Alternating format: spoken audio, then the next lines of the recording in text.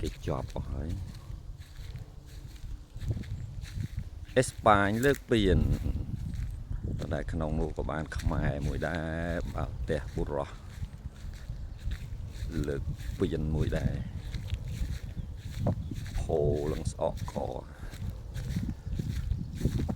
សបាយครับ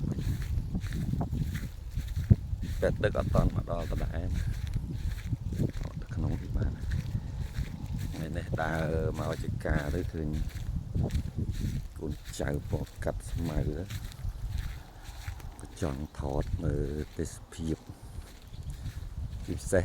សបុកចាបទៅធ្វើសបុកស្អាតដល់ឆ្នាំនេះ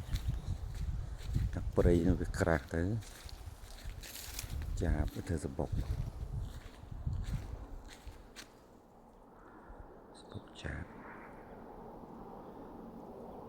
នេះអ្នកខ្លះគេស្រឡាញ់គេកាត់វាយកទៅតាំងផ្ទះស្អាតនៅមុខនោះមានទៀតជីបកូនចាបទូតតើនៅមុខនោះក៏មានស្អាតណាស់សបុកចាប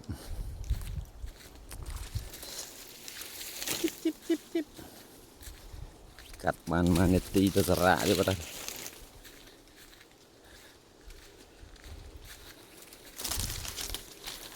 កាប់សម្រាប់ហើយតសានិយាយពីស្មៅល្អ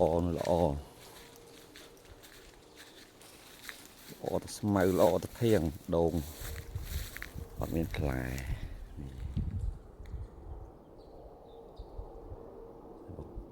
ស្រាប់ដេក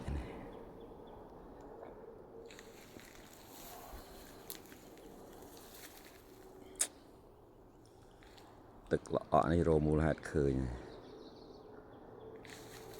នេះជាប់លបងត្រី